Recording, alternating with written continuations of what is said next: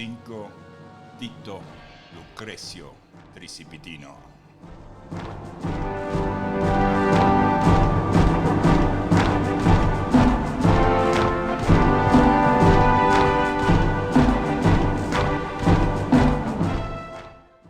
Bueno, muchachos y muchachas, estamos en el año 504 a.C. y a exactamente 250 años de la legendaria fundación de Roma. Eso significa 2 siglos y medio, o si prefieren, un cuarto de un milenio. Por supuesto que los romanos sabían de la fecha, no sabían que iban a durar tanto. Y antes de comenzar, un breve anuncio. Hoy vamos a dedicar una parte del episodio para explicar cómo y de dónde sacamos el material que escribimos cada episodio, más concretamente el tema de las magistraturas. Eso lo anuncié en nuestro episodio 613, obviamente por el tema de las ruedas y los hilos, pero de todas maneras, este episodio va a llevar la primera de las 3 partes donde vamos a explicar cómo exactamente hacemos. Vamos a tener un enlace que lo vamos a poner en la descripción bajo del video de YouTube y también en las notas del episodio en Patreon. Sí, voy a leer los enlaces para aquellos que no lo ven en video, que solamente lo escuchan por audio, pero va a ser un tanto más difícil.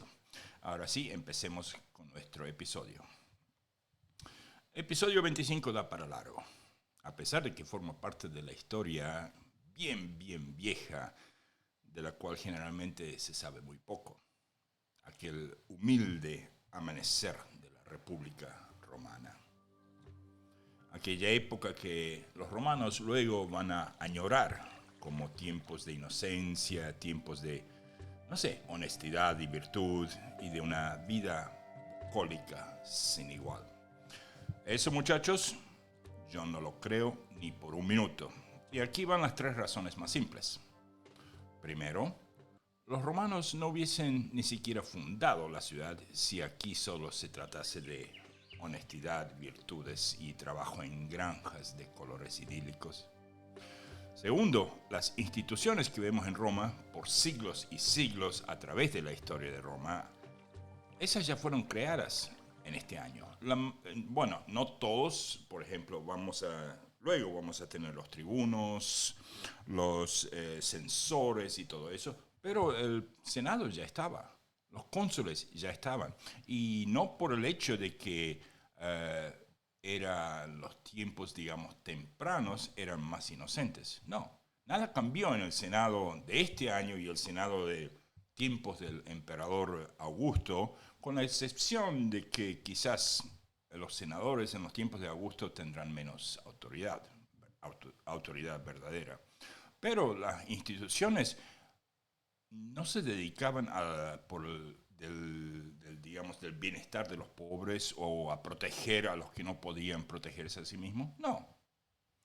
Bueno, y tercero, Roma siempre tuvo conflictos y guerra. Yo muchas veces digo que Roma no es romántica. Bueno, aquí va algo más. Roma no fue idílica. El hecho de que esta época les parezca bucólica a los romanos de 1000 años más tarde es por obras de gente como Virgilio o Dion Casio, Dionisio de Halicarnaso o Fabio Pictor, que lo describían así. Es por gente que escribió lo que escribió por diferentes razones. Obviamente a algunos les pagaban, a otros lo tenían como, un mecenas y les daba básicamente vivían bien por escribir lo que el gobierno en sí quería que escribiesen. Así que no nos engañemos. Entonces, veamos un poquito los temas de lo que vamos a tratar de hoy. Por supuesto, el aniversario 250. Bueno, hay que hacer una fiesta. Y como los cónsules son Publio Valerio Publicola y Tito Lucrecio Tricipitino, van a ser cónsules hasta el 1 de septiembre. Pero el 21 de abril, que es la fundación de Roma, está dentro del término de ellos, así que tienen que organizar una fiesta.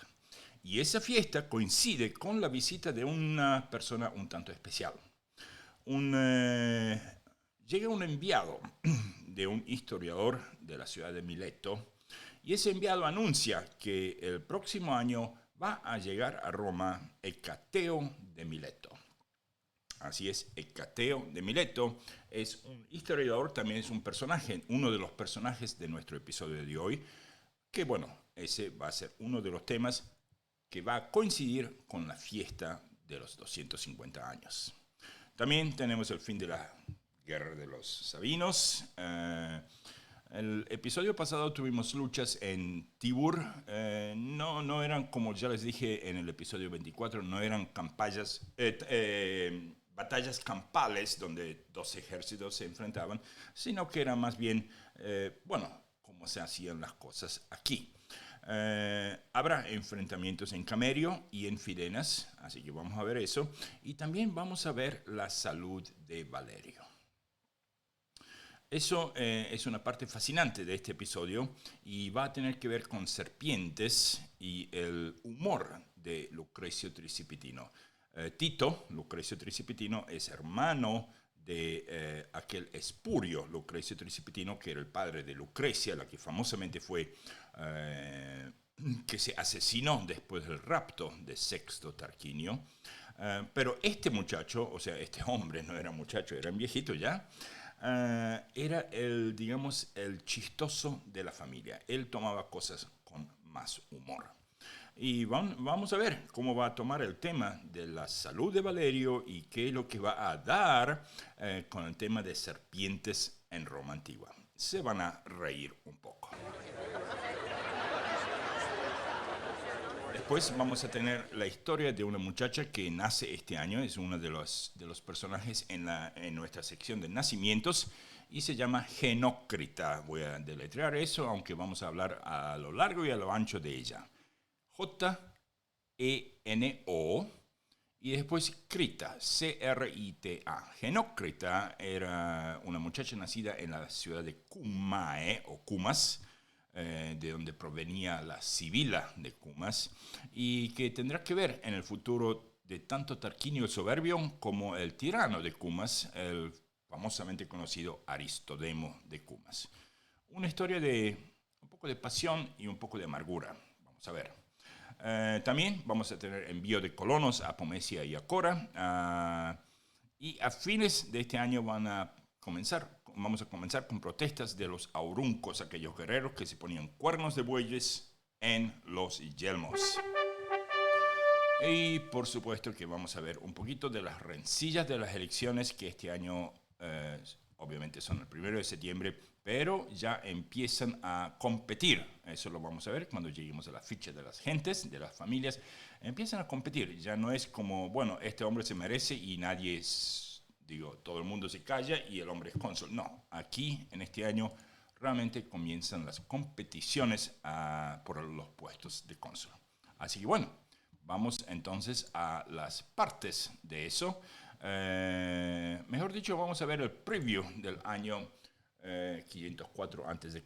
En este momento Roma se extiende del lado izquierdo del río Tíber. Si uno mira el Tíber del modo en el que fluye en el mar Tirreno, es decir, el mar Mediterráneo, y se extiende todo hasta Ostia, hasta Laurentum, pero no mucho más allá en, la región de los latinos, y por eso para aquellos que ven la ficha en YouTube van a ver el color amarillo abarca muchísimo de toda esa zona. Ya no está el color de los sabinos porque este año finaliza la guerra muy temprano, alrededor de abril o mayo, así que pues esta ficha de este año no incluye porque pues calculamos esa guerra como terminada. También tenemos una marcha triunfal de Publio Valerio Publicola, aunque las fastes dicen eso, pero en muchas fuentes nos cuentan que esa marcha triunfal la obtuvieron no tanto Publio Valerio Publicola, sino también el hombre cuyo nombre es el título de este episodio, Tito Lucrecio Tricipitino.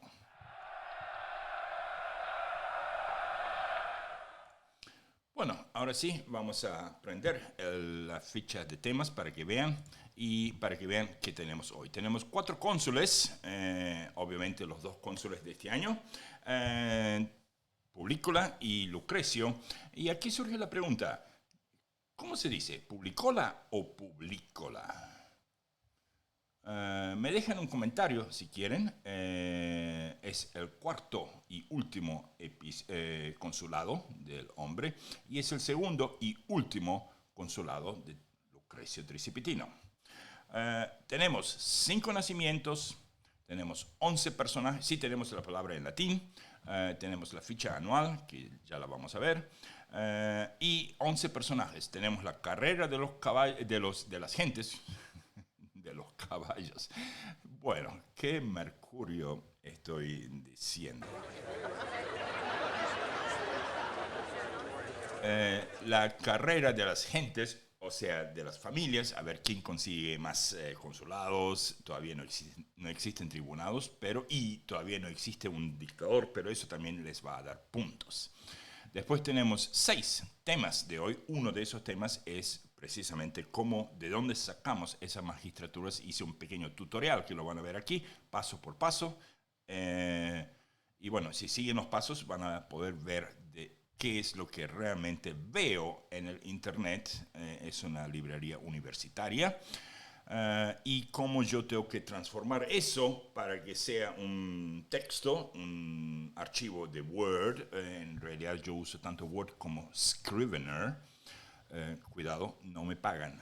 Ni Word ni Scrivener me pagan para yo decir eso. Pero ambos son buenos y tarde o temprano yo voy a empezar a publicar esos en nuestro sitio de Patreon para aquellos niveles más altitos, para que pues puedan ver los errores y horrores ortográficos que hago mientras escribo y bueno, y a veces hasta las diferencias de lo que escribo y lo que termino diciendo, porque muchas veces yo escribo una nota y después yo la desarrollo mientras hablo y pues en el archivo está solamente, no sé, una palabra como para yo recordarme de lo que tengo que decir. Después tenemos, bueno, aquí puse descargue su mapa gratis, el año 504 a.C., obviamente eso en Patreon. Para eso no necesita ser mecenas nuestro. Y tenemos esta vez un solo obituario. Así es, encontré una sola persona que haya muerto este año. Increíble. La saga familiar está apagada, o sea, porque no existe. Va a empezar, la saga familiar va a empezar mucho más tarde, ya vamos a ver cuándo. Y de ahí, próximos episodios, outros y saludos y a otra cosa. Y ya con eso vamos a nuestros temas.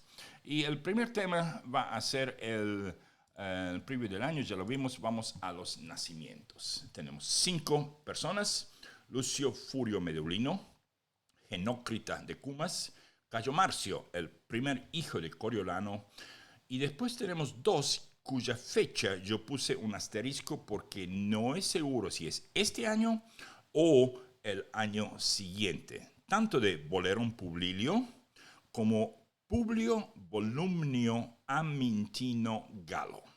Ya les voy a dar a saber qué cargo tenían esas personas y por qué pienso que podría ser tanto este año como el año siguiente, a pesar de que ciertas fuentes, sobre todo de Wikipedia, y historiadores todos, pues no mencionan la fecha de nacimiento, simplemente se dicen desconocido. Sin embargo, yo aquí los pongo porque, bueno, ya les voy a decir por qué. Entonces vamos primero con Lucio Furio Medulino. Y aquí tengo una ficha de los furios. Yo voy a sacar esto y me voy a sacar también de la cámara para que vean una ficha de los furios, una labor intensa que yo hago, pero que está en inglés. Y donde aparece aquí los primeros, digamos, 6 personajes históricamente cronológicamente ordenados de la gens de los furios. La ficha, repito, está en inglés. Eso es una obra que yo hago precisamente para un sitio web que se llama academia.edu, o sea, educación. Y por eso lo estoy haciendo en inglés. La primera persona que aparece de la gente de los Furios, en realidad no se llama Furio, sino Fusio. Y eso fue en los tiempos del rey Tulo Hostilio. Ese Espurio Fusio fue el, digamos, notario público que anotó en, ya no sé si fue papel o no fue en mármol, pero a lo mejor fue sobre un cuero, anotó los nombres y la fecha de los hermanos Horacios y Curiacios en aquella famosa lucha entre los tres, entre el grupo de trillizos que lucharon entre la gente de Alba Longa y la gente de Roma para que, con el fin de que la batalla, o sea, para que el ejército entero no tenga que luchar, porque ambos estaban de acuerdo que los etruscos, muy pegadito, o sea, del otro lado del río, sobre todo en Veyes, estaban mirando y si alguno de los dos o los dos se debilitaban demasiado, pues ellos, los etruscos, iban a poder atacar. Entonces, para evitar eso, para que los ejércitos, digamos, se ahorren ese trabajo, pues hicieron que dos pares de trillizos se enfrenten y ahí es donde ganaron los Horacios. Ahora, este Espurio Fusio fue un hombre que hacía las anotaciones. Era, yo no sé si llamarlo como una especie de ministro de Tulo Hostilio, pero es el primero de la gens de los Furios que aparece con nombre y apellido, como se dice, en la historia de Roma antigua. El segundo es Sexto Furio Medulino y es el que vemos hoy en día. Posiblemente fue un tribuno militar, ese sería el tercero. El segundo sería Sexto Furio Medulino, que en el 488 va a ser cónsul. Y aquí, obviamente, va a ser cónsul sufecto, por eso viene subrayadito el número del año, porque no es un cónsul, digamos, directo. No es el cónsul, no es sufecto, sino segundo, o sea, no el senior, sino el junior. Y a pesar de que parece que fue muy joven, pues vamos a ver qué pasó cuando lleguemos al 488. Obviamente son 12 años más 5 años aquí. En realidad tendría que ser muy joven. A ver. Entonces, nacimiento tenemos Lucio Furio, no Sexto, perdón. Lucio Furio, no se trata de este, pido disculpas. Y aquí Lucio Furio Medulino no fue el número 12 en esta ficha, sino el número 5. O sea, será cónsul en el 474. O sea, 26 años hasta el 500 más 4, 30 años. Sí, o sea, a la edad de 30, sí, eso tiene más sentido. Sexto me parecía muy, muy temprano. Bueno, volviendo al tema de los nacimientos, vamos al tema de Genócrita de Cumas. Y aquí tengo que añadir que Genócrita, y voy a prender la cámara ahora que ya no necesitamos la ficha, Genócrita en inglés se escribe con X. Así como Xantes, una ciudad en Asia Menor, se escribe Xantes con X. Y, para más, en inglés se lee como la Z. O sea, la Z de cuando uno duerme o como hace el ruido que hace un mosquito cuando anda zzz. La X, los ingleses, cuando está al comienzo, la leen como la Z, o sea, la Z. Xylophone en vez de xilófono. Hasta nombres como Alejandro, que en inglés obviamente es Alexander, ellos la X la transforman en una GZ, Alexander, mientras que rusos, en vez de GZ, hacen KS, Alexander. Alexander. Son dos fonemas totalmente diferentes, pero esa es la forma como Genócrita se escribe y lee en inglés. Se escribe con la X, se lee con la Z. La historia de ella Y aquí tengo que leer esto que dice Plutarco de ella. Xenócrita de Cumas no merece ser menos admirada por sus hazañas contra el tirano Aristodemo, a quien algunos han supuesto que se llamaba el efeminado, ignorando la verdadera historia. Los bárbaros a Aristodemo lo llamaban malacos, que significa suave y afeminado. Eso por su juventud, porque cuando era un simple muchacho llevaba el pelo largo, bien largo, por demás largo. Pero había una cualidad en la que Aristodemo de Cumas, estoy hablando de joven, antes de que se convirtiese en tirano, se distinguía desde muy, muy joven. Era un excelente guerrero. No solo era conocido por su resolución y la actividad en el campo de batalla, sino que también era extraordinariamente notable por su discreción y su providencia. O sea, el hombre tenía buena suerte y la aprovechaba bien. De tal manera que, siendo admirado por sus ciudadanos, procedió al más alto dominio entre ellos. Y obviamente con eso se convirtió en tirano.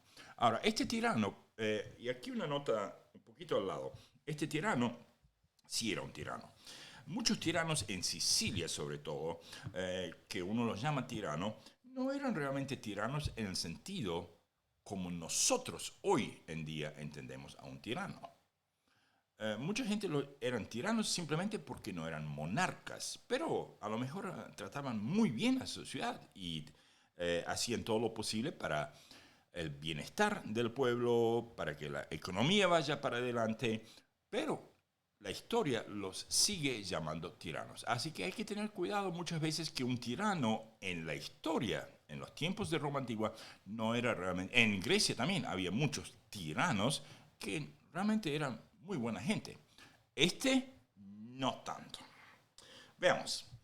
Debía llevar ayuda a los romanos cuando estaban en guerra con los etruscos, quienes se comprometieron a restaurar, o sea, él quería ayudarle a los romanos en el tiempo de la guerra contra los etruscos, que es cuando hablábamos de Lars Porsena y el ataque de Lars Porsena, pues acompañado por el rey Tarquinio. O sea, cuando Plutarco habla de ayudar a los romanos, él no está hablando del pueblo romano, sino a la monarquía que había sido echada de Roma. ¿Okay? Quienes se comprometieron a restaurar a Tarquinio el Soberbio a su reino. En toda esa expedición, que fue muy larga, manejó todos los asuntos para congraciarse con la parte militar de los ciudadanos con el objetivo de hacerse jefe de una facción popular del ejército romano. Obviamente ese tiro le salió mal en Roma, pero sí le salió bien en Tusculum, en la ciudad de Tusculum, donde él se convirtiera en casi un amigo del tirano de Tusculum, Mamilio. Y eso lo vamos a ver cuando lleguemos a la batalla del lago Regilo.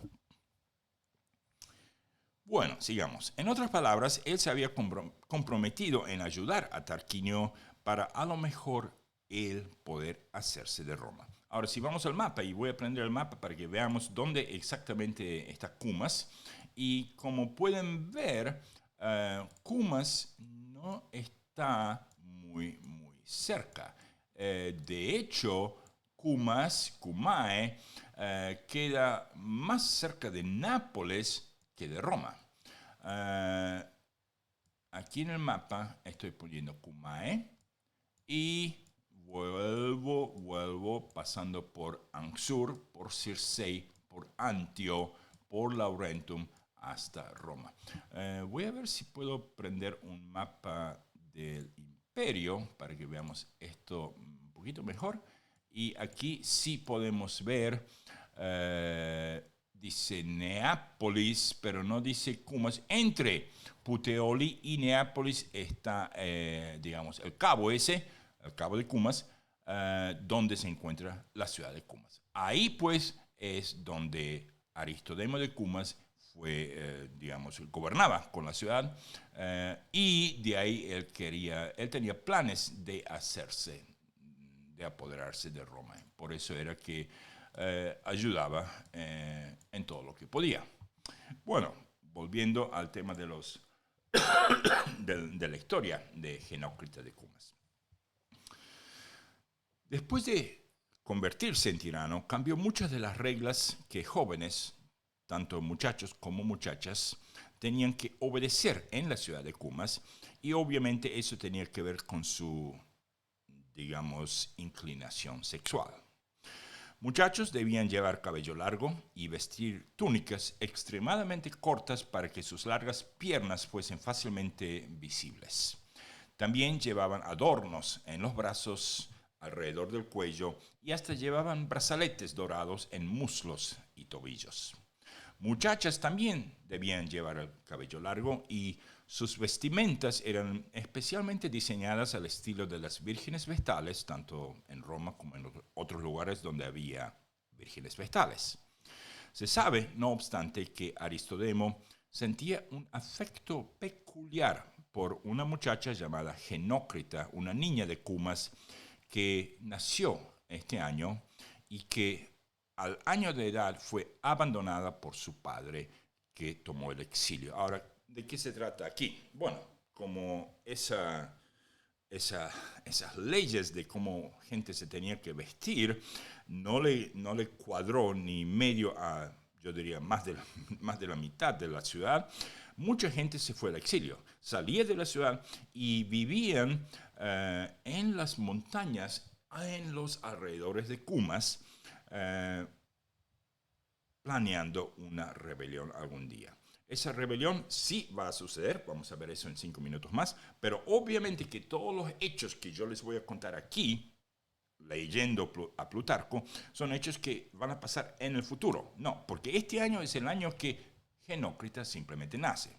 Pero como es algo que probablemente no vamos a ver otra vez, yo sí voy a repetir esa historia cuando en el año en el que Aristodemo de Cumas fallezca, lo vamos a ver en obituarios, y sí les voy a recordar de Genócrita. Pero sigamos con la historia. Bueno, dice, claro que estoy hablando del futuro y todo eso. Bueno, Aristodemo la adoptó desde niña y la conservó en su palacio real, pero cuando la muchacha creció y después de la edad de 12 o 14 años, Aristodemo no pudo convencerla ni con insinuaciones ni con persuasiones a que se entregara a él. Claro que él tenía el derecho de tomarla si quería, porque era el tirano, y él lo hubiese querido así, pero él no lo hubiese querido así porque esas no eran sus intenciones. Él quería que ella se enamorase de él. Ella sí lo respetaba, pero aquí no existía ningún tipo de amor. Ella sí sabía que su padre vivía, que existía, y de la madre, Plutarco no dice nada, no sé si falleció o murió, no sé qué pasó. Pero entonces, Aristodemos un día fue a buscar al padre de Genócrita, salió, mandó tropas alrededor, y dicen que el mensajero encontró a Genócrita viviendo afuera en una de las cimas en las cercanías de Cumas. Trató de convencerlo a que se rindiese y que entrase a la ciudad, pero el padre no aceptó el trato y Genócrita, que sabía obviamente de su propio padre y de ese evento, siguió con su postura de que el tirano podía tomar su vida o su cuerpo, pero no tomaría su corazón. Ahora, Aristodemo pensó que la gente de su ciudad, pues ellos se sentirían o tendrían que sentirse envidiosos de la posición de Genócrita, que por lógica era porque ella tendría que sentirse feliz y especial, porque ella no tenía que realmente ella no necesitaba trabajar, vivía en el palacio como una doncella real. Pero esas cosas no obsesionaron en absoluto a la doncella Genócrita. Y para hacer las cosas peor, Genócrita nunca trató de unirse a los rebeldes, aquellos que habían huido de Cumas para iniciar una rebelión contra Aristodemo, y eso no le daba suficiente razón a Aristodemo para decir, estás, no sé, digamos, estás rebelando contra mí, estás haciendo un complot en contra mí. No, ella nunca jamás dio razones de ese tipo. Pero veamos lo que sí hacía. Así que bueno, ella por lo pronto simplemente rechazaba al tirano y ya. Esa es la época cuando llega, después de la batalla del lago Regilo, ya está viviendo en Cumas Tarquinio el Soberbio. Bueno, si bien ella decía que anhelaba la libertad de su ciudad y que odiaba a Aristodemo, ella nunca puso esos sentimientos en acción. Sufría en silencio.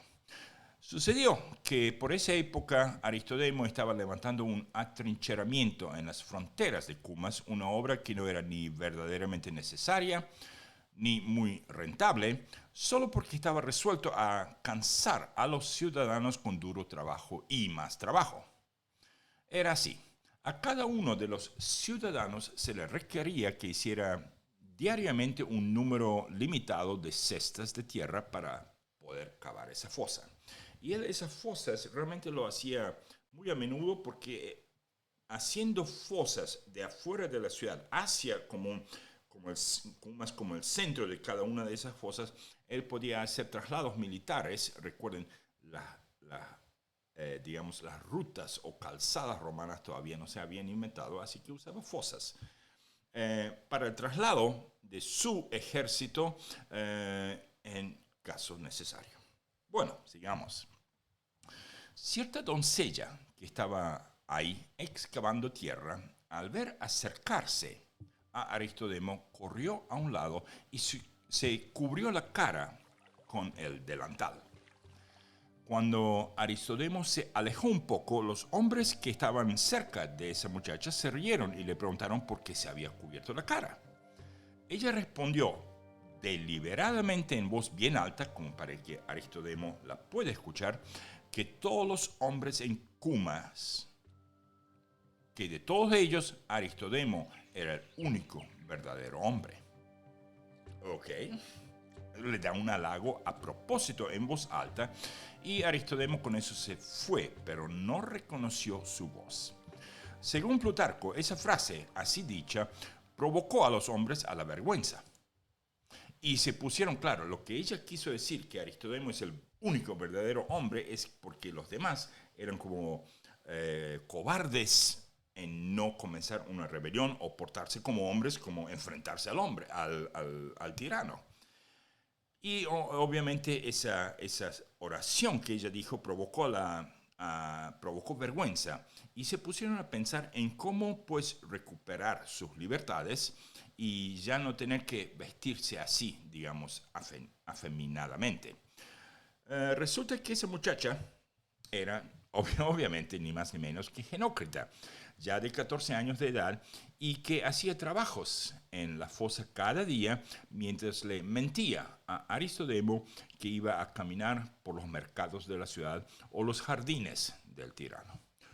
Cuidado, no estaba fomentando una revolución, simplemente, en sus propias palabras, estaba haciendo las cosas que su padre, de haber estado dentro de la ciudad, tendría que hacer. Entonces ella se tomó como responsabilidad, mi papá no lo puede hacer, pues yo voy a estar cavando las fosas.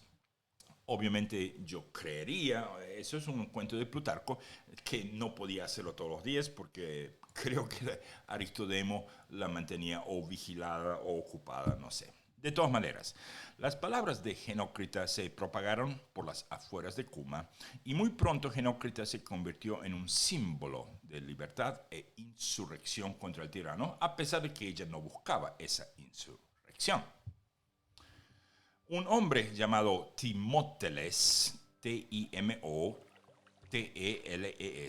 Timóteles de origen griego, organizó una invasión a la ciudad desde los montes colindantes, pero para que esa invasión tuviese éxito, Timóteles necesitaba que alguien abriese las puertas de la ciudad, cualquiera de las puertas, de noche y desde adentro.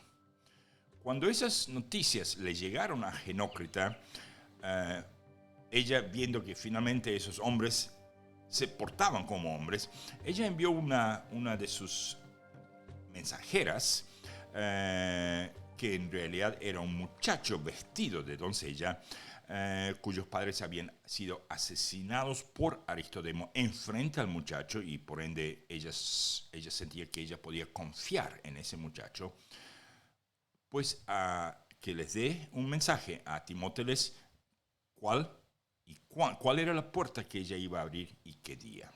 Bueno, algo había cambiado en el corazón de Genócrita y por primera vez ella se puso en acción para ayudar a derrocar al tirano de Cumas, quien además protegía dentro de sus muros al rey de Roma, el exiliado Tarquinio el Soberbio. Por supuesto, estamos hablando de muchos años de aquí, porque repito, este año es el nacimiento de ella.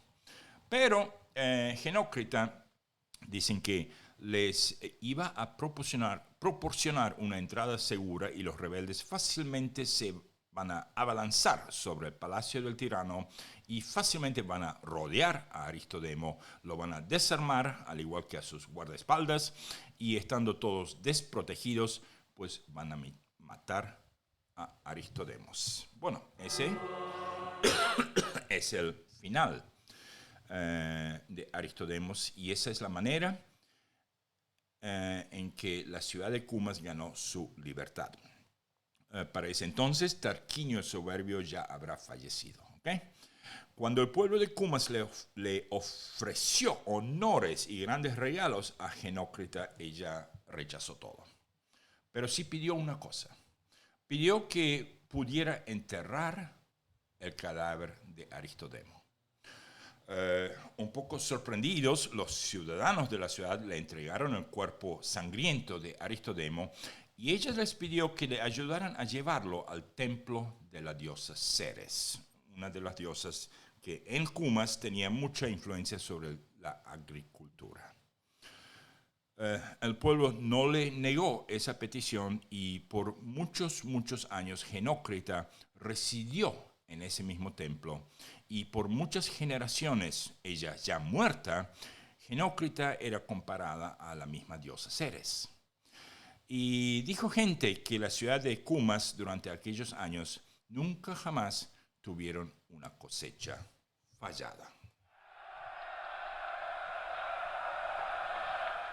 Bueno, muy interesante la historia de esa muchacha. Este es el año del nacimiento de ella. Vamos al nacimiento siguiente, que es Cayo Marcio Coriolano.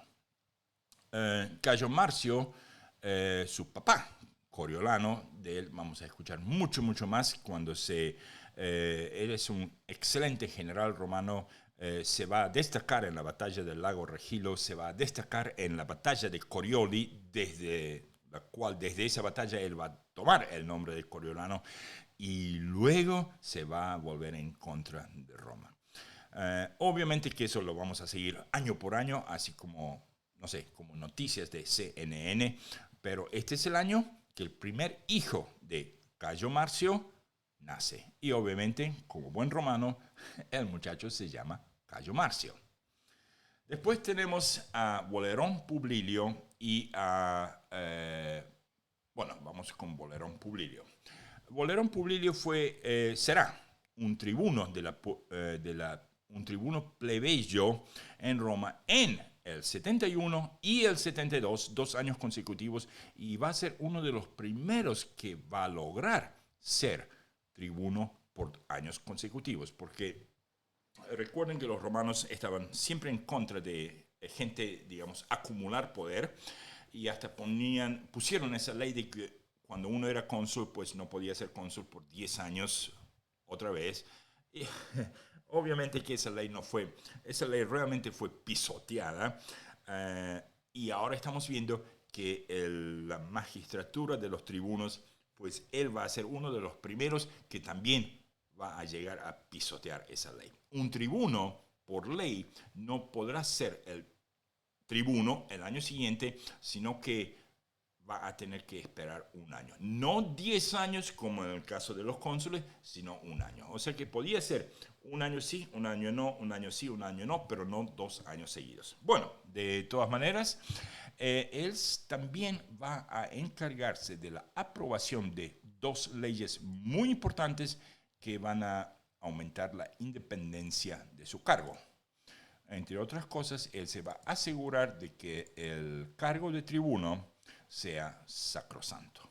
O sea, verdaderamente sacrosanto, no en el sentido de que nadie lo podía tocar, sino en el sentido de que también va a ser muy difícil bloquear sus pasos cuando vaya al foro romano digamos, a vetar algo. Si el hombre sabe que ese tal día se va a dar una ley, él se tiene que ir al foro a vetarlo. Si no está presente físicamente, él no puede vetarlo, o sea, la ley va a pasar. Entonces la gente lo que hacía es bloqueaban, le bloqueaban el camino desde la casa al foro. Él se va a encargar para que se aumente la independencia de su cargo. Vamos a Publio Volumnio Amintino Galo. Será cónsul de la República Romana en el 461. Y aquí es uno de mis razonamientos por qué nació en este año, a pesar de que ninguno de los historiadores lo dice. Esa es la razón por la que yo lo anoto en la ficha con un asterisco. Bueno, de Publio un poquito, casi que existen, es más fácil, pero de Publio Volumnio es mucho más difícil comprobar eso. Y aquí está la razón.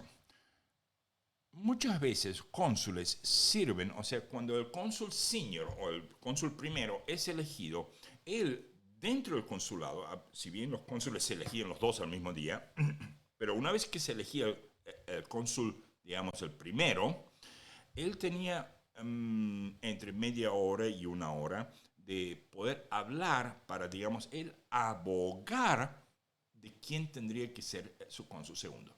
Muchas veces hasta gente que hizo campañas enteras y se gastó fortunas en convertirse en cónsul, perdían ese puesto por el simple, digamos, speech o discurso del cónsul que acababa de ser elegido porque convencía a los demás senadores por tal y tal razón este hombre tendría que ser el cónsul junior porque pues me ayuda a mí, porque somos amigos, porque lo que sea.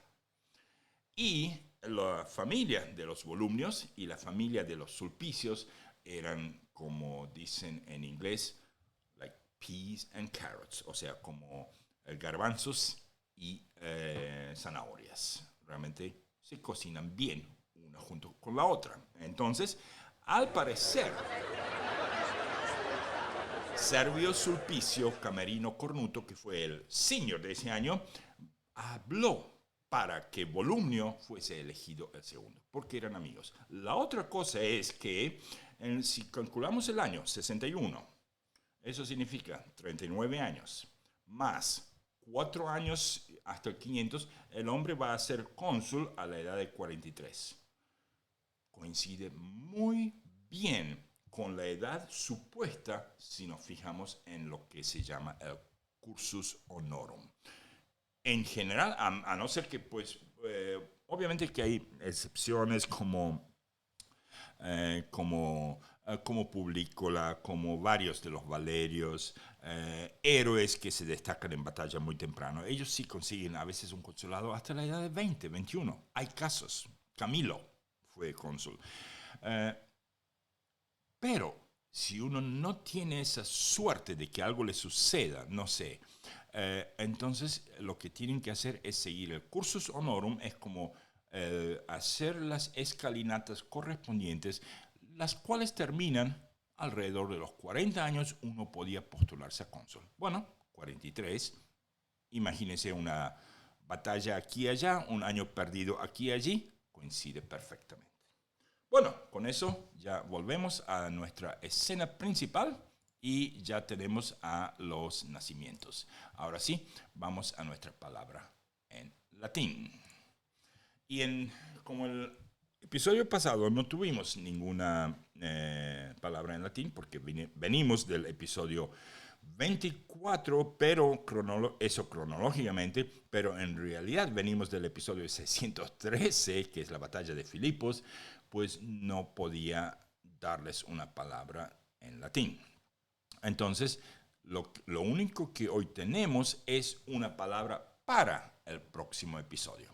O sea que, y tampoco es el próximo episodio, porque el próximo episodio 26 es un episodio de el Estado de la Unión. Así que esta palabra que les voy a dar hoy quedará para el episodio 27. Y esa palabra es muy breve, de 4 letras, ergo. así es, acabo de decirles, 4 letras, ergo. Voy a deletrearlo una vez y después lo digo una vez más y después les doy una pequeña ayudita. La palabra es E-R-G-O, o sea, ergo. Y como ayuda, se trata de un adverbio en latín. Es más, es una palabra que hoy en día es tan, pero tan famosa que honestamente yo no creo que esa palabrita sea problema alguno.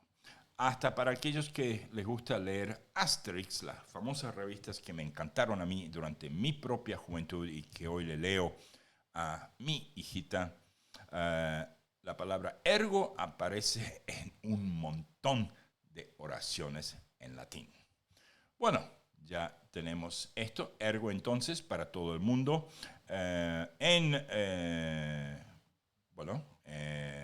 Y obviamente que pueden discutir esa palabra en nuestro canal de Discord o simplemente esperan hasta el episodio 27, que ahí vamos a explicar y dar ejemplos. Generalmente pongo 1 o 2 ejemplos de lo que es ergo. Vamos ahora a nuestra escena principal y ya con eso tenemos la palabra en latín. Vamos a la ficha anual. Y aquí tenemos la ficha anual que, bueno, simplemente dice 504, ab urbe condita 250 y termina obviamente la guerra de los Sabinos. Eso lo vamos a ver en el tema de hoy. Y tenemos a los cónsules y obviamente que ven que los cónsules gobiernan hasta el 30 de agosto. En aquel entonces agosto no tenía 31 días.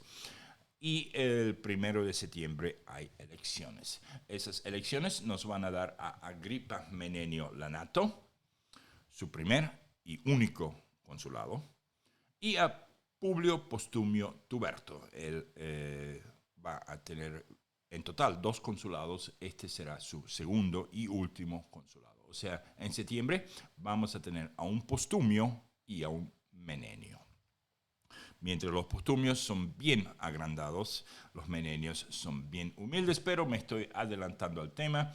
Esas fichas ustedes las pueden bajar desde nuestro sitio de Patreon, así que no voy a hablar mucho más de eso. Es simplemente como como un respiro mientras les estoy hablando de este episodio.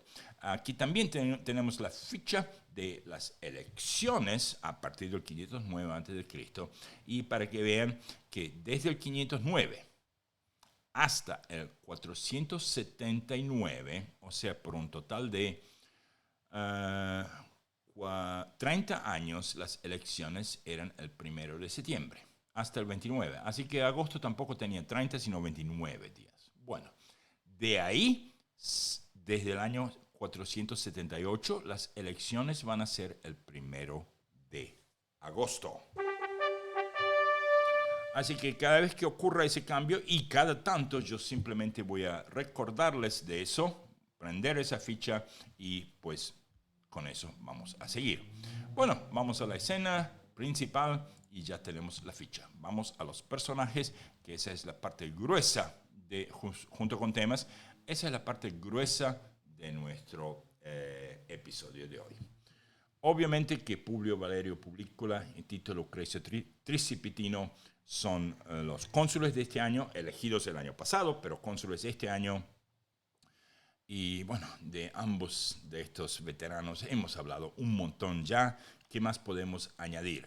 Bueno, podemos añadir que Publio Valerio Publicola, su último consulado, sí va a tener una marcha triunfal. Las fastis no dicen que Lucrecio recibió una marcha triunfal. Simplemente mencionan a Valerio. Pero tanto Livio como Dionisio de Halicarnaso, los 2 personajes que consulto más frecuentemente cuando estamos en esta época de la República Temprana, ambos dicen que sí lo recibió. Vamos a ver si lo aclaramos. Después de eso tenemos a Aristodemo de Cumas, y de Aristodemo de Cumas pues hemos visto hoy un montón. ¿Por qué lo vengo poniendo y por qué lo vengo repitiendo? Porque, bueno, cada año cuando él tiene algo de acción, pues ahí está. Y ahora sí, de Hecateo de Mileto. Y vamos a ver un par de cositas de Hecateo de Mileto, pero para eso me tengo que apagar esto, sacarme de la cámara y poner al mapa que Hecateo de Mileto creó del mundo 4 años antes de este año. Y entonces, ¿por qué yo no lo puse este año? Pues la historia es así. Hecateo de Mileto creó dos periplos, o sea, dos periplos es el nombre que se le da que se le daba a gente cuando hacía viajes, sobre todo si el viaje seguía la costa de alguna parte del mundo.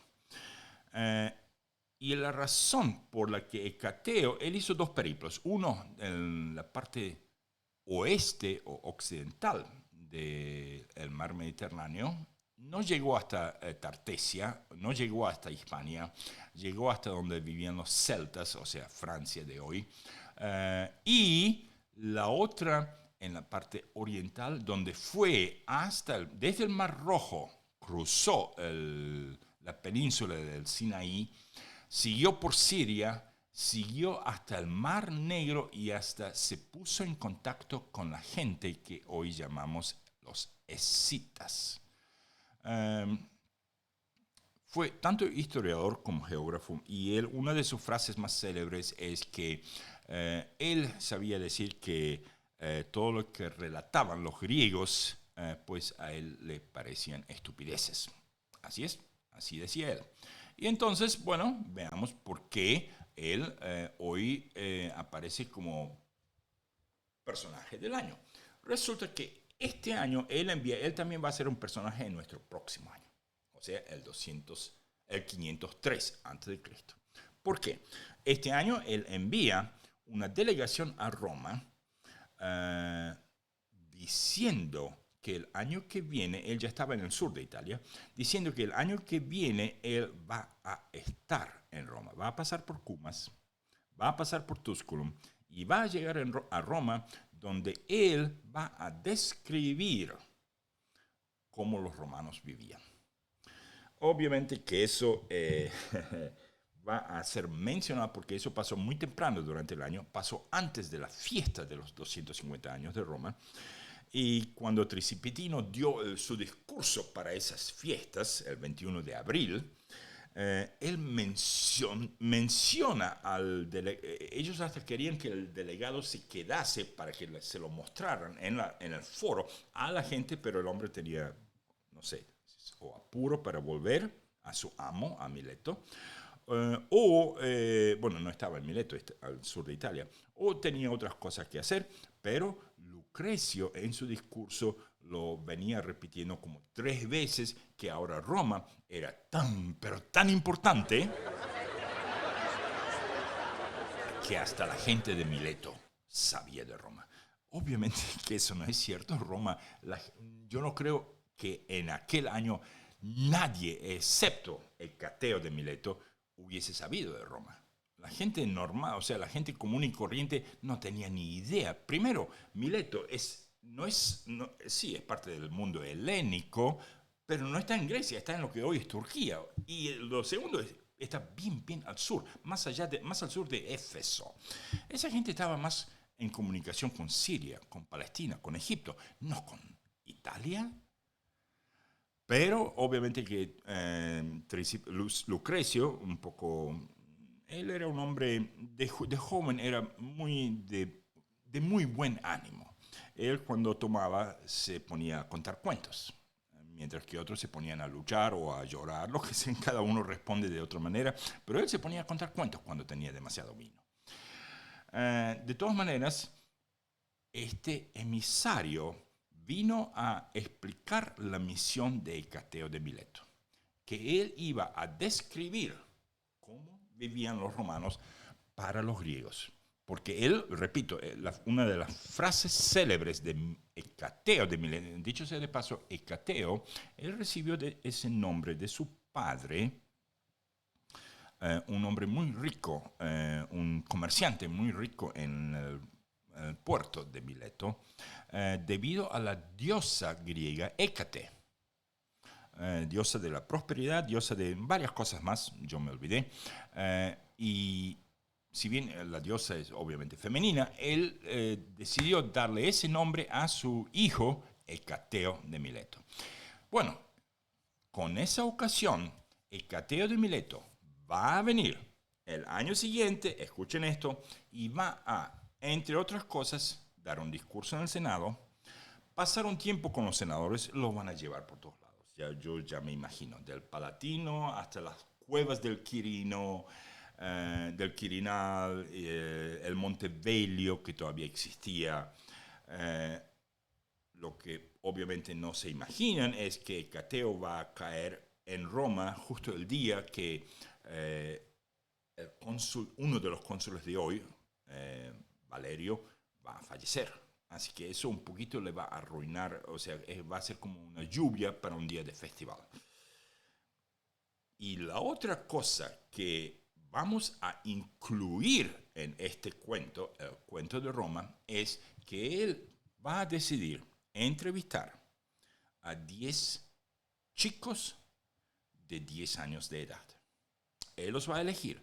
Él va a ir caminando por Roma. Él va a elegir chicos que simplemente él va a apuntar con el dedo y decir que venga el padre de él para que me dé permiso para que yo hable con este niño o esta niña, sin importarle si ese niño es hijo del cónsul o hijo de un pordiosero o, no sé, hermana o hermano de una virgen vestal, sin importarle. Simplemente se va a tomar el tiempo y va a tomar notas con una pequeña adición. En 7 años más, y así dijo él, en 7 años más, él va a volver y va a buscar a esas mismas 10 personas para ver cómo sus vidas cambiaron. O sea que él va a seguir a 10 personas dentro de la ciudad de Roma y va a venir cada 7 años a, digamos, perseguirlos o acosarlos y de esa manera crear una enciclopedia. Sus obras son muy famosas, son muy elocuentes, son muy diferentes a las demás obras en Grecia de aquel tiempo. Y bueno, eso es lo que va a hacer. Así que de él vamos a ver el episodio que sigue y otra vez en 7 años y otra vez en 7 años. Y calculo yo que va a ser hasta el año de la muerte de Hecateo de Mileto o mientras tenga fuerzas para hacerlo. Pero eso va a ser en el 460. O sea que tenemos 45 años más de eso. Bueno, vamos a ver. Entonces, ahora seguimos con nuestro siguiente hombre, Tarquinio el Soberbio. Bueno, ¿qué más podemos decir? Bueno, hay una pregunta. ¿Todavía sigue vivo este hombre? ¿No lo echamos nosotros de Roma? Se fue a Clusium, claro. En Clusium se hizo compadre con Lars Porsena. Sí, Lars Porsena ganó, tuvieron el tema del puente que se quemó y todo eso. Y de ahí Lars Porsena le dijo, no, ándate de aquí, ya estás pesado, no vuelvas aquí. Y de ahí se fue a Tusculum, porque su hija, Tarquinia, su hija se casó con Octavio Mamilio, el tirano de Tusculum. Y de ahí se irá a Cumas. Y volvemos al tema de la historia de Aristodemo de Cumas. Todavía no, eso va a pasar después de la batalla del lago Regilo. Así que quedan unos 10 años, pero sigue vivo, sigue planeando volver al trono, él nunca abandonó. Y hoy en día, yo lo compararía a Donald Trump, diciendo, a mí me robaron el trono, yo tengo que volver a Roma. Así que Tarquinio el Soberbio, a partir de hoy, Donald Trump.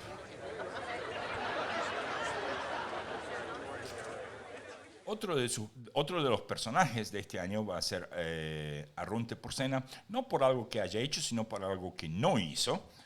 Y es que no ganó en la batalla de Aricia. Lo vimos en el episodio pasado, pero este año sí sucede algo más con respecto a él. Y él va a pasar por Roma. Antes de pasar por Roma, va a pasar por Tusculum. Entonces, ¿hacia dónde va? Obviamente, si va de Tusculum a Roma, está yendo a Etruria. Ahí en Tusculum, se va a encontrar, cruzará camino con Valeria. Así es, con la muchacha, hija del cónsul de hoy. ¿Y qué andaba haciendo Valeria en Tusculum? Primero recordemos que Tusculum, a pesar de ser una ciudad perteneciente a un tirano, todavía no son enemigos, es una ciudad latina, no le han declarado guerra. Gente de Roma podía ir y venir, y gente de Tusculum podía ir y venir tanto a Roma como a Tusculum respectivamente.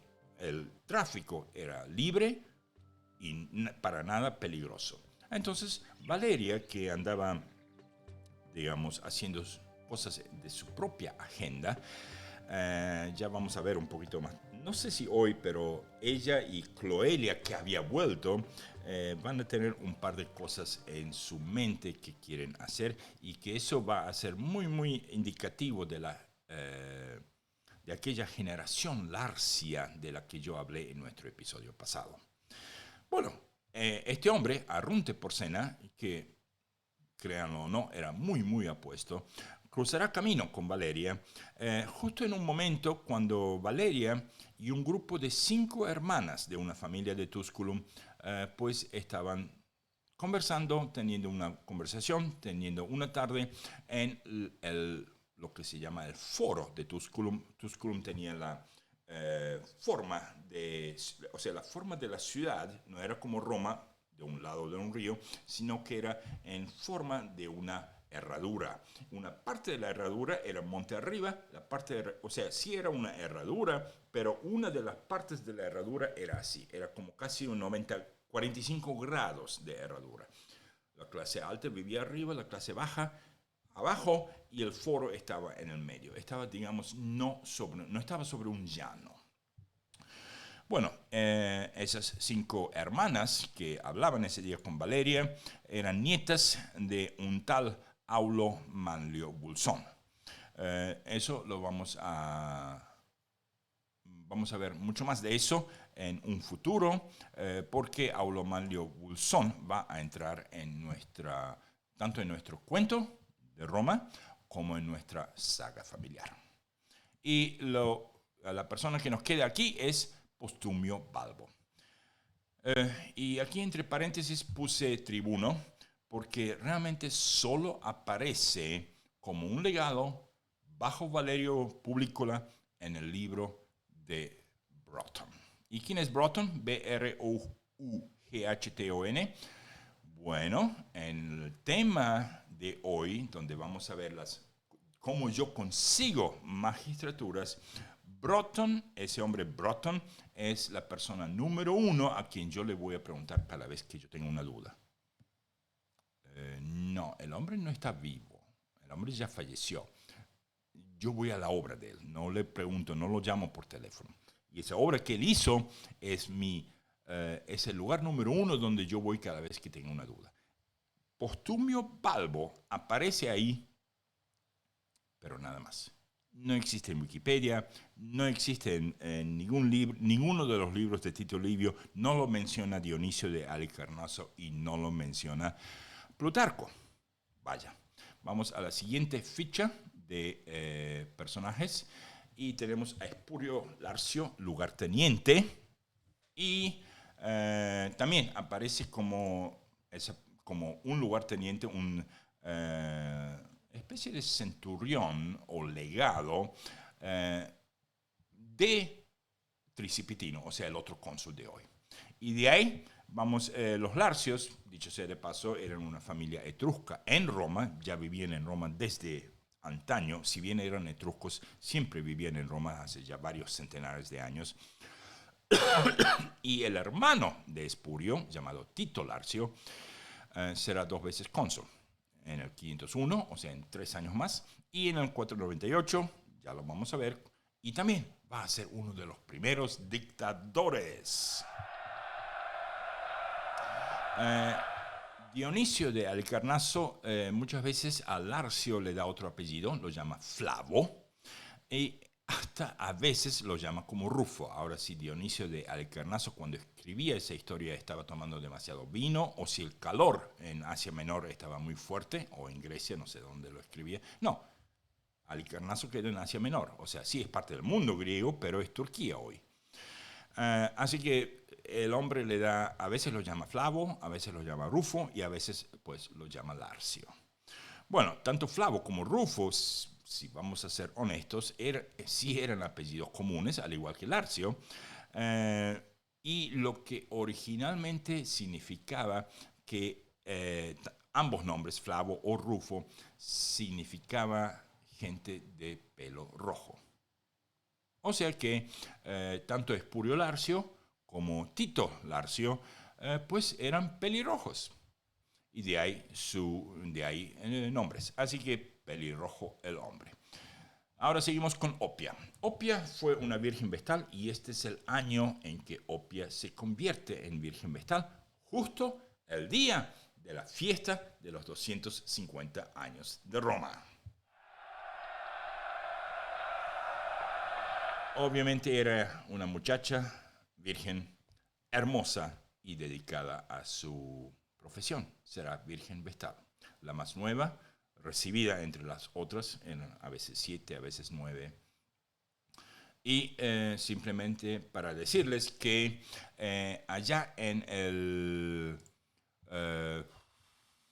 483, Opia va a ser condenada a muerte.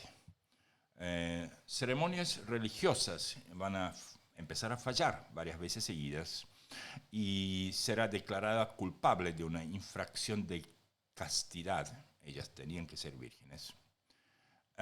Y bueno, va a ser condenada a muerte. Eso lo vamos a ver en un horrible episodio. Me voy a sacar de la cámara para que vean el episodio ese. Episodio 50, llamado Opia y la guerra de los Fabios. 483, y obviamente que para los que ven por YouTube, ese episodio lleva las llamas de la diosa Vesta. Recuerden que es la única diosa en el panteón romano que no lleva una, digamos, una figura de una persona o un centauro o lo que sea, simplemente es representada por el fuego. Bueno, volviendo a, nos quedan dos: Agripa Menenio Lanato y Publio Postumio Tuberto. Ambos hoy son personajes porque son elegidos el 9 de septiembre, y lo que sí tienen que ver ellos es que ellos, estos dos, se van a tener que dedicar al problema nuevo. Y ese problema va a ser una protesta de uno de los pueblos llamados auruncos. Voy a volver a poner el mapa aquí y para que vean, los auruncos estaban por la zona entre Cora y Suecia-Pomecia. Los auruncos también eran, aquí están los equios, los ernicios, los volscos, cuando lleguemos a eso va a estar bueno, y los marcios, etcétera, etcétera.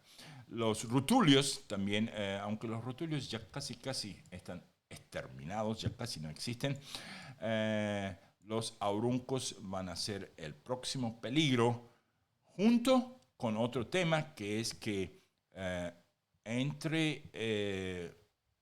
muy cerca de la fecha del cambio de cónsules va a suceder que vamos a tener el envío de varias familias romanas. Roma siempre hacía eso. Mandan a 100 familias como colonos vete a tal lugar, construyes tus casas, vive allí, sigues eligiendo aquí. Cuando tengamos elecciones, comicios, lo que sea, vienes a Roma, esto es menos de un día a caballo. Y así romanizaban su vecindario. Obviamente que eso es el tema del episodio que sigue, porque las dos localidades donde los van a mandar, Cora y Pomesia, no les va a gustar ni medio que de pronto haya 100 familias nuevas de romanos. ¿Qué están haciendo aquí? Nosotros aquí vivimos hace 5 siglos y estos vienen ahora aquí, tienen más derechos que nosotros, entonces va a haber revueltas. Bueno, ya con eso estamos con los personajes. Vamos a la carrera de las gentes. Y la carrera de las gentes, hoy tenemos un Valerio y un Lucrecio. Y con eso los Valerios obtienen 5 puntos, 5 consulados, y los Lucrecios 3 puntos. Y ahora, digamos, el número 1 en la carrera esa, si eso fuese una carrera de Fórmula 1, es la familia de los Valerios. En segundo lugar, la familia de los Lucrecios. Y en tercer lugar, la familia de los Horacios. Como pueden ver, en total, hasta ahora, solo existen 8 diferentes familias que pues obtuvieron puntos. Eso, por un lado, porque todavía no tenemos la magistratura de los dictadores, no tenemos la magistratura de los tribunos y no tenemos la magistratura de los decemviros. Solamente cónsules y cuestores que no dan puntos, porque cuestores pues era muy fácil convertirse en cuestor. Entonces, con eso ya estamos. Vamos a los temas y batallas. Y aquí tenemos 6 temas. Fin de la guerra contra los sabinos. Eso lo habíamos mencionado un poquito. Lo desarrollamos en nuestro episodio pasado, pero lo quiero repetir. Aquí se trataba de obtener terreno para la familia de los Claudios en las cercanías de Fidenas. Obviamente que Fidenas, al igual que Apio Claudio, eran sabinos. Mucha de la gente en Fidenas era sabinos. Era prácticamente casi dentro del territorio de los sabinos. Hubo luchas en nuestro episodio pasado, especialmente en Tibur. Va a haber luchas hoy en las localidades de Camerio. Y aquí les doy el mapa para que veamos dónde queda Camerio de Roma. Obviamente tenemos que ir un poquito más al norte. Fidenas, Camerio, Tibur y otras localidades. Aquí está Gabi. Caenina ya no existe. Y ahí está. El puntito anaranjado, bien arriba en el mapa, Cameria. Ese fue uno de los lugares donde los cónsules de hoy, Valerio y Lucrecio, pues ganaron. Con eso obtuvieron la marcha triunfal. Entonces, el segundo tema, Roma cumple 250 años. Eso fue el 21 de abril, la leyenda se mantenía. Lo que sí me quiero imaginar es que en aquel entonces el famoso, en inglés se llama Romulus Hat, o sea, la choza de Rómulo, sobre el Palatino todavía se mantenía. Yo me quiero imaginar que eso haya sobrevivido durante los 250 años de la monarquía. No existe durante el reino de Augusto, ya está bye bye. Pero me quiero imaginar que sabemos que sí existen 2 de las puertas que Rómulo excavó y bendijo y hasta fue con el arado según las tradiciones etrusco-romanas. Y 2 de las puertas de aquella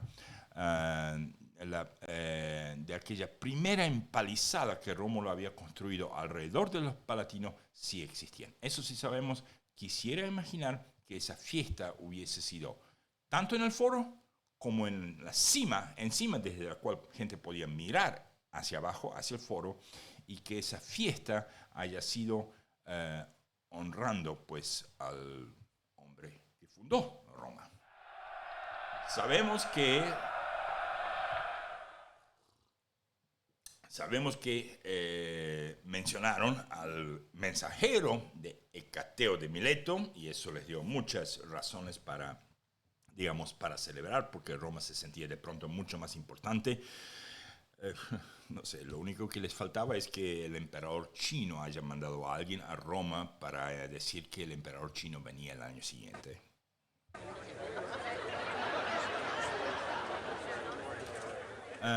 Y bueno, y también eso trae como causa, resulta que muy a los días de eso, la salud de Valerio Publícola comienza a deteriorar. Si eso tuvo que ver con el clima, porque recuerden, abril muchas veces suele engañar a la gente.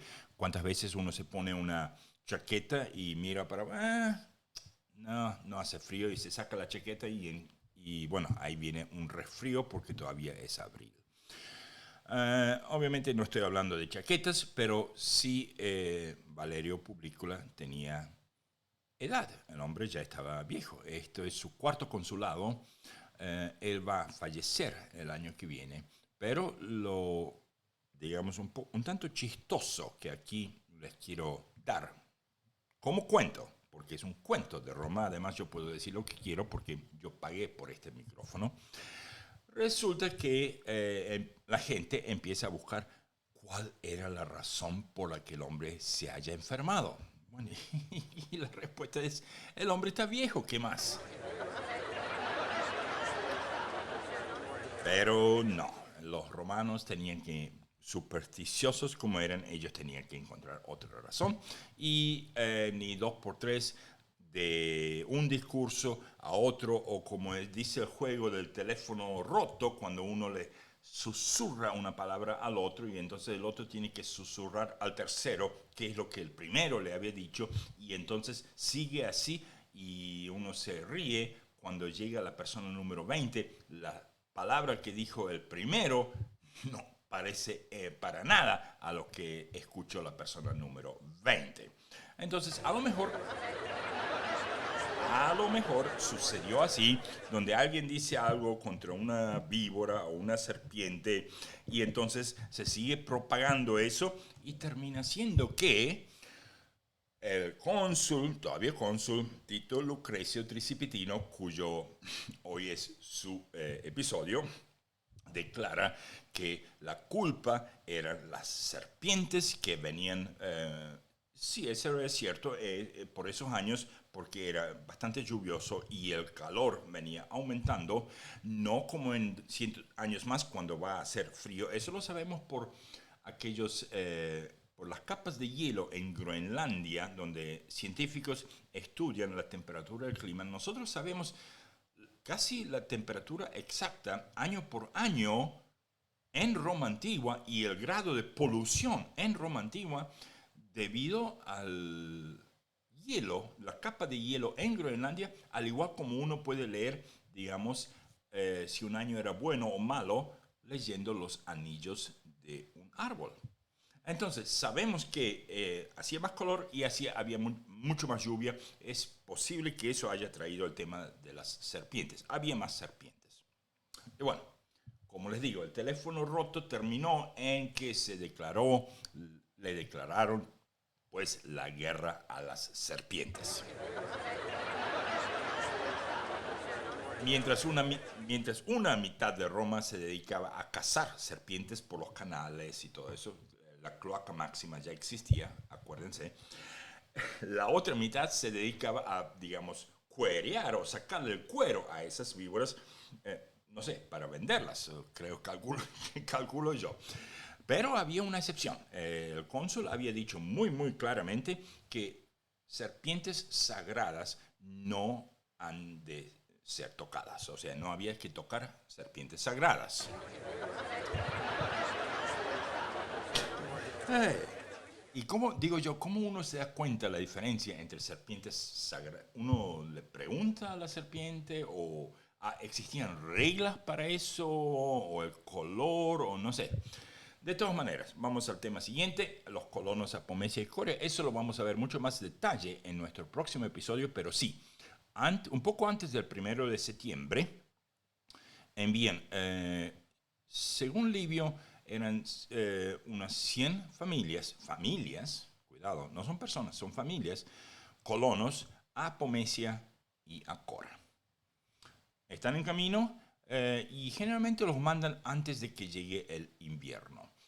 Ellos también vienen con, digamos, si bien no eran ingenieros, porque el ejército romano está lejos de ser lo que va a ser luego, pero venían con gente que iba a construir esas casas bien rápido. Entonces, para que cuando llegue el invierno, ellos estaban bien ya en menos de un mes. Tema siguiente, las fasti triunfales. Y aquí simplemente les quiero mostrar esto.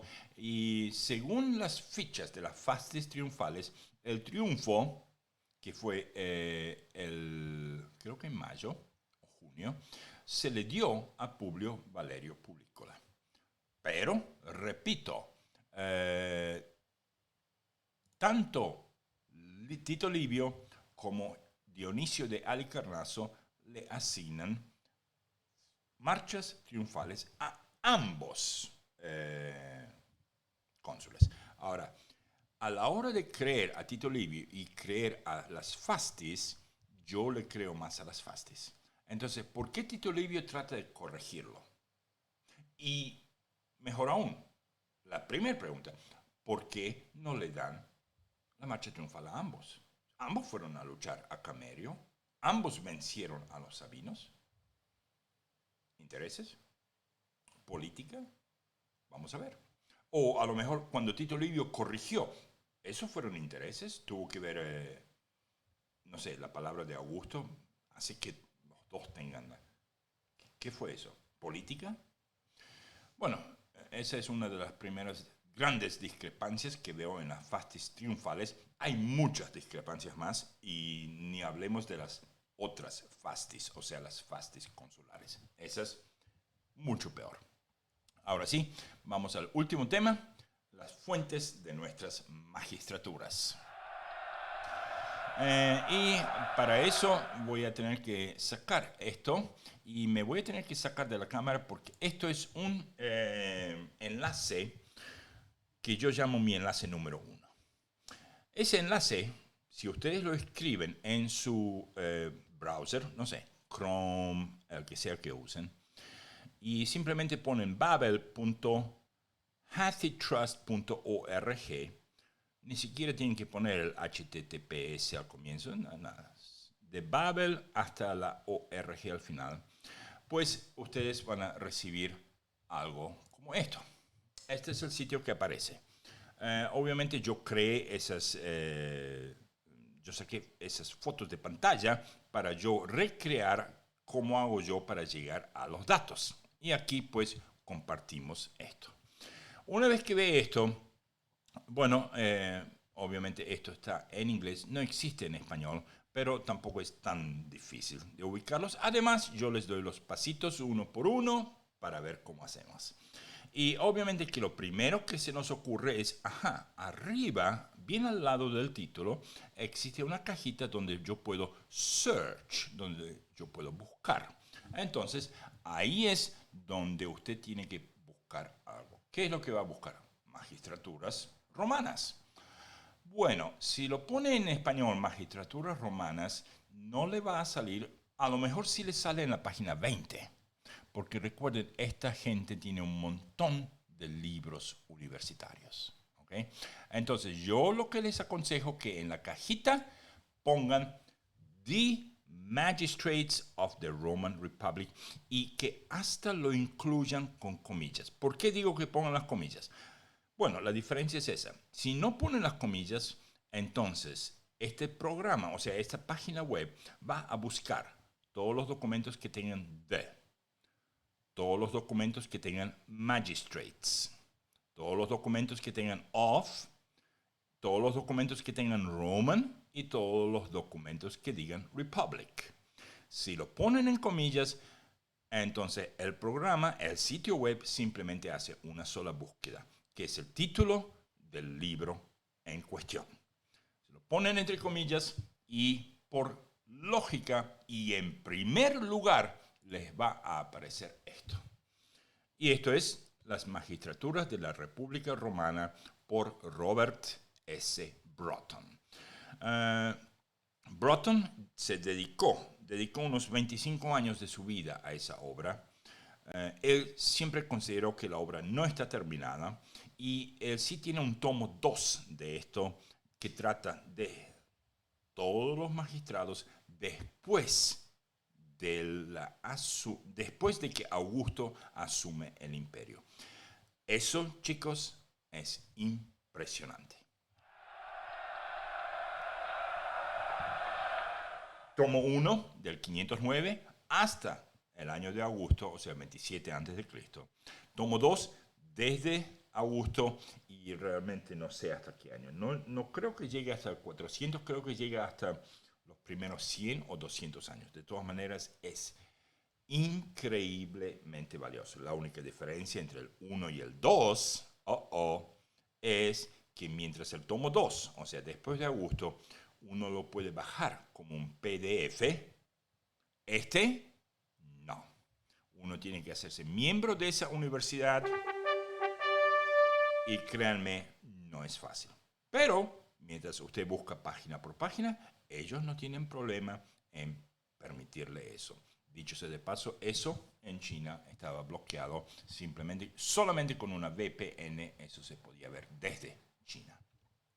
Entonces, si usted hace clic donde dice Full View, justo donde la flecha lo indica, pues le va a aparecer la siguiente página. Y esta es la página 5, no sé por qué salta a la página 5, la página 1 es en realidad la fotocopia de la cubierta, o sea, el cuero del libro, qué impresionante eso. Y de ahí abajo yo puse una flecha en rojo donde ustedes, donde dice el número 5, pues vamos a ir. Como ejemplo, para este episodio, el 33. O sea que vamos a ir a la página 33 en vez de donde dice 5. Simplemente hace clic dentro del 5, pone 33 y aprieta Enter. Y les sale eso. La gran flecha roja le indica que estamos en la página 33. Tendrían que ver eso. Que estamos en el episodio... episodio. Qué buena esa. No, que estamos en el año 504. Y que pues es el Ab Urbe Condita 250, o sea, como acabo de decir. Dicen los cónsules, muestran los tribunos de los soldados y más y más y más. Algunos de los años son bien cortos, algunos de los años son como 10 páginas. Legados, gobernadores, vírgenes vestales, tribunos, de todo, de todo. Lo único que tienen que tener en cuenta es que todas esas personas, Broughton las escribió de una manera un poco especial. Veamos eso. Todos los nombres aparecen en la manera como los romanos mantenían sus registros. Es decir, que usaban la letra F, Fili, para denotar el nombre del padre, y la letra N, Nepos, para denotar el nombre del abuelo de cada persona. O sea que no va a encontrar, Publio, Valerio, no. Va a verse mucho, mucho más complicadito que eso. Y la explicación de eso lo vamos a ver en nuestro episodio que sigue, donde vamos a explicar cómo leer esas anotaciones de F y N. Pero mientras tanto, yo les quiero mostrar las fichas que yo tengo en nuestro sitio de Patreon. O lo pueden, si quieren, pausen aquí el video de YouTube y lo ven aquí que tienen todos los formatos con las Fs y las Ns de cada uno de los primeros de las primeras 5 personas de la gens de los Valerios. Sí, esas fichas están en inglés, ya les dije por qué, y aquí están las siguientes 5.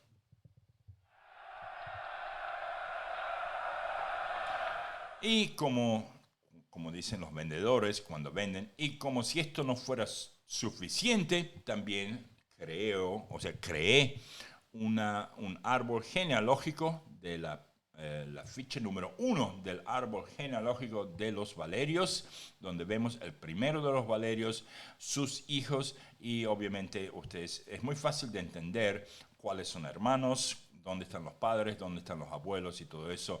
No hace falta ni explicar mucho. Eso, obviamente, en nuestro sitio de Patreon. Ahora sí, vamos a volver al grupo de temas y batallas. Y con eso, pues, hemos cerrado nuestra última fuente, o sea, las fuentes de magistraturas. Ahora, el episodio que sigue, no el que sigue porque es un episodio de Estado de la Unión. Episodio 27, vamos a ver la segunda parte de donde yo saco gente. Porque Broughton, si bien es muy completo, también es muy, o sea, confunde. Y además no dice, simplemente da nombres, simplemente lo lista. Hay otras fuentes que les dan qué es lo que hacía esa persona, por qué está en tal año, qué es lo que, muchas otras cosas, si apareció en monedas, muchas otras cosas. Ahora sí, vamos a la parte principal y ya tenemos la parte de temas y ahora sí, vamos a obituarios. Y por primera vez en la historia de este podcast, un solo obituario. No se murió nadie. Y es un hombre llamado Vindicio. ¿Y quién es el Vindicio? Esclavo de Bruto. Bueno, les explico. Vindicio era aquel esclavo de Lucio Junio Bruto, no Marco. Marco es 500 años más tarde. Lucio Junio Bruto, que era el jefe de los céleres de Tarquinio y uno de los cabecillas que echaron al rey. Y probablemente se acuerdan que cuando juraron que no iban a tener más un rey, dos de los hijos de Lucio Junio Bruto empezaron a instigar muy secretamente una revolución para que el rey vuelva a Roma. Se unían cada noche en las casas de diferentes personas y hasta juraron que eso lo iban a hacer. Un esclavo que escuchó eso, llamado Vindicio, fue en secreto al Senado de Roma, estoy hablando del 510, y los acusó. Y obviamente los dos hijos fueron ejecutados a muerte por su propio padre. Este es el año que Vindicio obviamente recibió libertad, recibió una casa, recibió un negocio, recibió esposa, todo eso. Su gens va a continuar, la gens de los Vindicios. Este es el año que el hombre fallece. Entonces ya tenemos esto.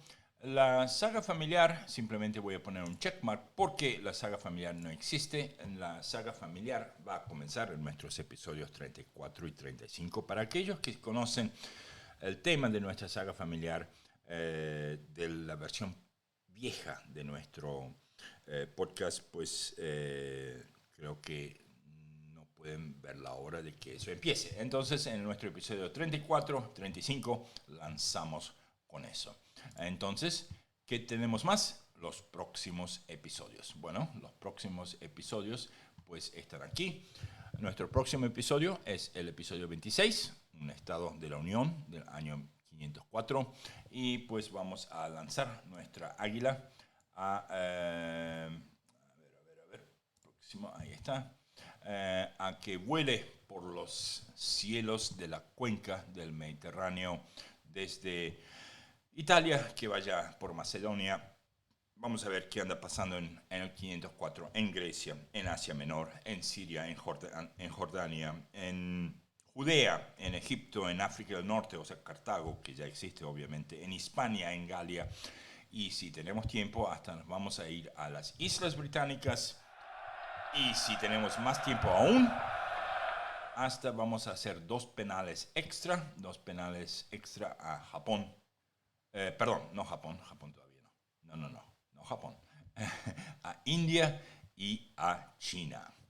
De ahí vamos a nuestro episodio 27, donde seguimos con la segunda parte de cómo hacemos nuestros episodios y el título, Lanato, el pacificador. Obviamente que se trata de Menenio Lanato, el cónsul que está elegido, que está siendo elegido este septiembre. De ahí, Espurio Casio, un nombre nuevo, será cónsul 3 veces, dictador 1 vez, 2 marchas triunfales y después pues va a ser ejecutado. Increíble eso, increíble la historia de Espurio Casio. También fue el último en vivir sobre la colina de él. Así es, fue la última persona, la última casa sobre la colina del Capitolino. Después de eso, nadie tenía el derecho de vivir ahí. Después de eso, el primer dictador, eso es el año 501, y en el año 500 la marcha triunfal. No es la primera, pero esta marcha triunfal, pues la llamo así porque es una marcha triunfal donde la persona de honor de esa marcha triunfal se cae y muere. Entonces, volviendo a nuestro próximo episodio, ahí estamos, el Estado de la Unión. Y ahora sí vamos a outros y saludos. Y sí, quiero leer, gracias a Diego Temple, Jesús Ángel Jiménez Pérez, Jordi Argelaga,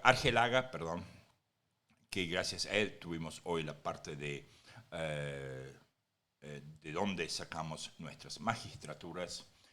Tenemos a Stavros Kalinikos. Estos 4 en este mes les mando las remeras, o sea, los t-shirts a estas 4 personas y los coffee mugs. A las 4 siguientes personas, Julián Mercado, Lorena Bedoya Arboleda, Todd Bolin y Fiona, voy a chequear si ya están por encima de los 10 pesos. Les voy a mandar la taza de café. Y en nuestros laureles de honor tenemos a Carlos Madrazo, Julen Mirren, Roberto Calderón, Sara Jiménez Bedoya. Gracias, Sara, por ese muy bonito comentario que nos has dejado en Patreon con respecto al sonido de los episodios viejos y los episodios nuevos. Tenemos a Carlos Yugueros y a María Luis Acedo, quien se nos ha unido esta semana y además va a participar en algunos de nuestros episodios muy pronto. Y ahora, antes de cerrar, quisiera aquí leer un comentario que recibí de Julen Mirren. Primero voy a poner este checkmark. Esto ya está. Quiero leer algo que Julen Mirren escribió como un comentario en nuestro canal de YouTube. Es impresionante. Hola Abel, es una alegría tenerte de vuelta. Dices que estás solicitando papeles para venir a España. Espero que sepas lo que haces. Interesante eso. Me gustó el recuerdo a tu madre. Ahora, por otro lado, y sobre los contenidos. Recuerden que ella está comentando sobre nuestro episodio 613, o sea, el tema de la muerte de Julio César, muerte de Cicerón y todo eso.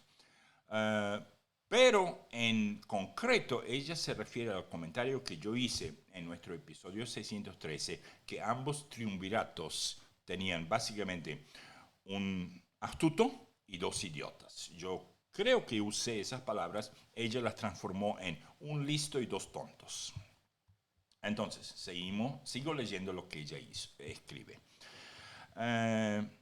Ahora, por otro lado y sobre los contenidos. Dices que el primer triunvirato había 2 tontos y 1 listo.